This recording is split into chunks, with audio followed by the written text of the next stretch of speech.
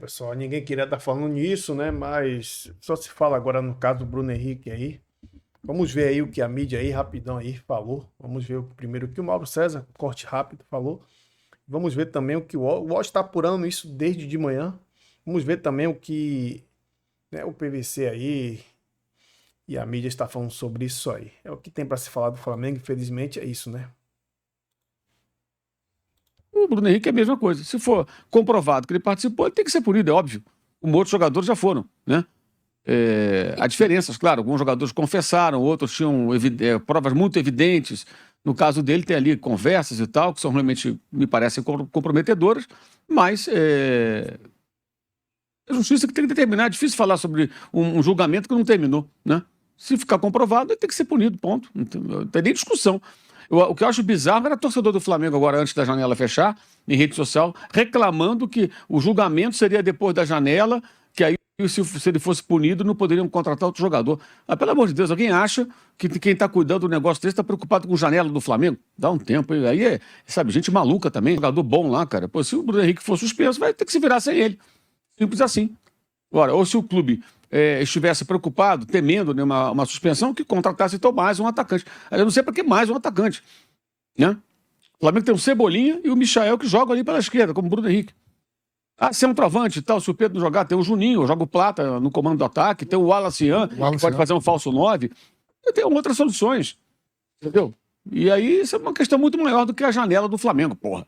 E tinha gente, não, porque veio marcado para depois, como se fosse para sacanear o Flamengo. Dá um tempo. Como tem torcedor mala em rede social, cara. Isso me deixa bem revoltado. Negócio seríssimo, assunto gravíssimo, né? Porque o que está acontecendo com o Bruno Henrique é para todo jogador de futebol ficar atento. Inclusive, ex-jogador importante que chegou depois e falou: uma coisa muito normal. O jogador combina com o técnico que vai tomar um cartão amarelo para ficar fora de um jogo. A gente sabe disso. Sempre foi assim. O cara vai jogar contra um time fraco, tá pendurado, depois vem um time forte. Força o cartão nesse jogo, você fica fora contra aqui o Rosita Sofia e contra o Real Madrid você tá em campo. Beleza, legal, o cara vai lá, faz uma bobaginha qualquer, amarelinho, acabou. Aí o cara comenta em casa normal, não pode mais comentar. Isso aí agora, se o técnico falar pro jogador, tem que ser o técnico, o jogador e mais ninguém. Mas nem os colegas do time podem saber. Nem os colegas podem saber. Senão vai botar o dinheiro assim, ou falar pra alguém. Você imagina o seguinte: bota lá o dinheiro que aqui vai tomar cartão. O cara pode chegar lá em casa, para um parceiro dele e falar assim: fulano toma cartão no jogo tal. Todo mundo tá sabendo, o grupo inteiro sabe. Não pode saber. Agora isso virou informação confidencial. O jogador, o técnico, o profissional do futebol tem que ser. Por quê? Porque tem as apostas. E do Flamengo, e está participando ativamente nesse processo, obviamente. Então o julgamento continuou. A discussão era se houve algum tipo de... É um pouco técnico, tá? Mas se houve algum tipo de essa questão do prazo, né? Se até uma interpretação um pouquinho diferente, adaptada que os auditores, a maioria dos auditores teve por aqui, de o prazo, o código diz sobre interrupção de prazo, eles consideraram que houve uma suspensão de prazo, mas enfim, no frigir dos ovos o julgamento continuou. Um fato relevante que foi agora há minutos atrás, eu não sei nem se o pessoal aí da nossa produção já recebeu o vídeo que eu consegui mandar por aqui, ou vocês passaram aí, não estava conseguindo acompanhar o nosso programa, mas o Bruno Henrique ele fez uma declaração bem rápida, assim, por volta de 1 minutinho, só para reafirmar a inocência, enfim, disse que ele já tinha dito anteriormente também, mas é importante essa participação dele por videoconferência, ele não está presencialmente por aqui, está acompanhando, enfim, fora, mas houve a participação por vídeo para reafirmar a inocência nesse caso, e também uma manifestação mais recente do Flamengo numa carta que foi anexada aos autos, né, do Flamengo, se dizendo que não teve entendimento de ter sido prejudicado por esse cartão amarelo que o Bruno Henrique tomou naquela ocasião do jogo contra o Santos.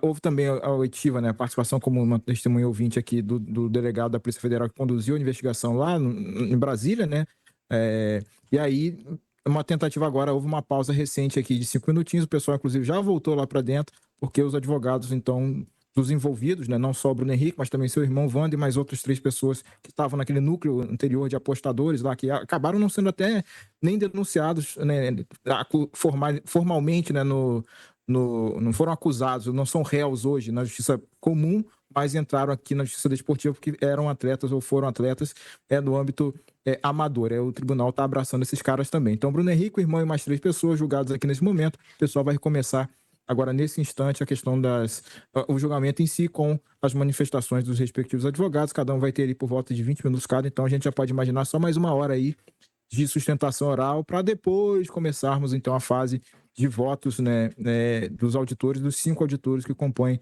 a primeira comissão disciplinar. É importante sempre, cabe recurso, tá? Tudo que acontecer aqui, cabe recurso, então não é o capítulo final dessa história, a gente vai ter essa história de volta, provavelmente no pleno do STJD, não temos como prever prazo ainda, mas toda essa discussão que eu falei inicialmente, né, sobre prescrição, isso vai voltar quando o processo voltar para o pleno do STJD. Os advogados aqui de Flamengo e de Bruno Henrique vão certamente trazer isso, a gente já conversou com eles aqui nos corredores, vão trazer essa discussão, então vai ter uma nova tentativa de que esse caso, nem o mérito dele seja julgado novamente quando houver um recurso à segunda instância aqui no STJD.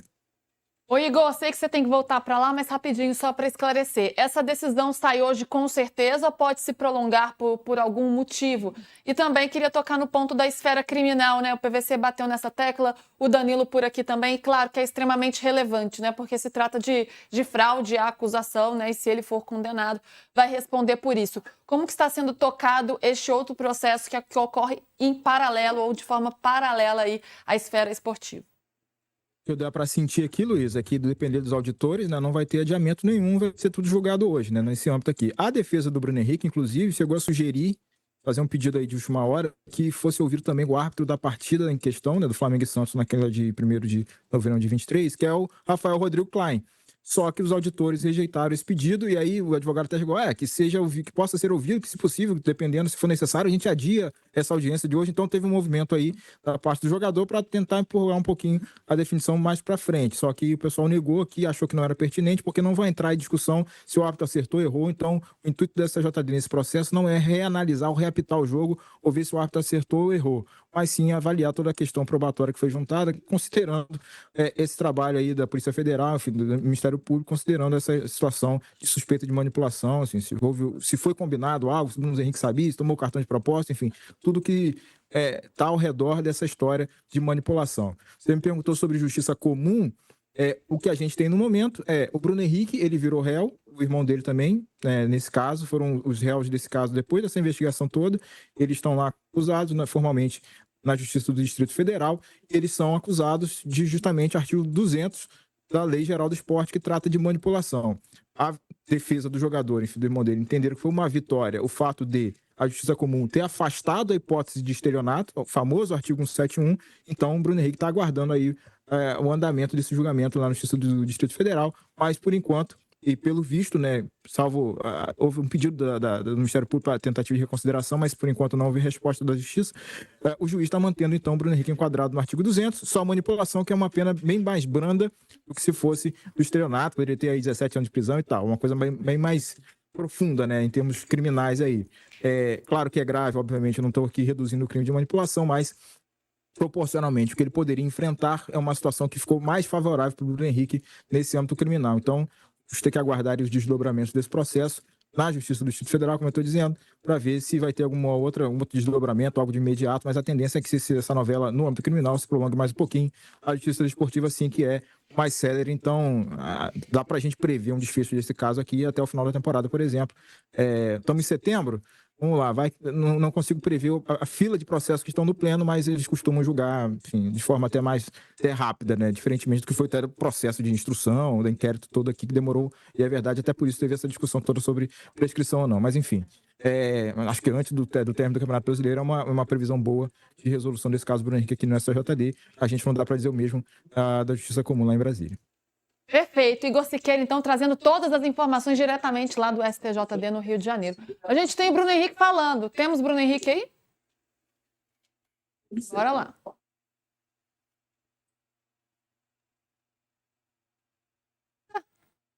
Tchananã, vai aparecer. 1, 2, Boa tarde, presidente. Boa tarde a todos. Gostaria de reafirmar a minha inocência, dizer que confio na justiça esportiva, jamais cometi as infrações que estou sendo acusado. Meus advogados estão aí e falarão por mim durante a defesa do processo. Faço questão de mostrar o meu respeito e a minha total confiança nesse tribunal e desejo um excelente julgamento a todos, que tudo transcorra de forma leve, justa, e uma boa tarde a todos. Só isso mesmo. Aí, Bruno Henrique, então, num breve pronunciamento e falando mais uma vez, né, defendendo a sua inocência, né? Eu acho que o Igor já foi por lá. Vamos encerrar esse assunto por aqui, mas acho que é importante a gente falar, né, sobre palavras aí do Bruno Henrique fazendo o papel dele de se defender. Diga, PVC. Se ele fosse no tribunal, era outro patamar. Com essa, a gente vai pro intervalo. Bora pro intervalo. Igor Siqueira. Pessoal, vamos quebrar aqui um pouco esse clima, né? Poxa, cara, eu assim, ó, o Mauro César é sincero, cara. Eu também, assim, pô, se for constatada a situação do Bruno Henrique, cara, ele é homem, ele já sabe se ele errou ou não, entendeu? Eu, se eu tivesse no lugar dele, então a gente não pode, porque às vezes nós fazemos uma coisa aqui que a gente não sabe que pode ser tão, né, futuramente, a longo prazo, tão arriscado, né? Hoje o que é permitido hoje, amanhã não é. Então, é muito complicado, como o Mauro César falou, chegar ali com o treinador, né? Amanhã o treinador chegar, que é uma coisa que é comum, corriqueira.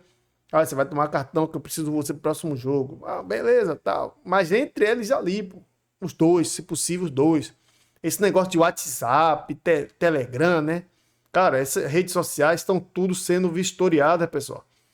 Estamos sendo vistoriados por essas IAs aí, esses negócios aí. É muito perigoso, gente. Vamos falar sobre Samuel Lino, né? Que entra em campo, que vai hoje estrear de repente para a seleção. Eu, se fosse na Ancelotti, eu testaria já o Samuel Lino.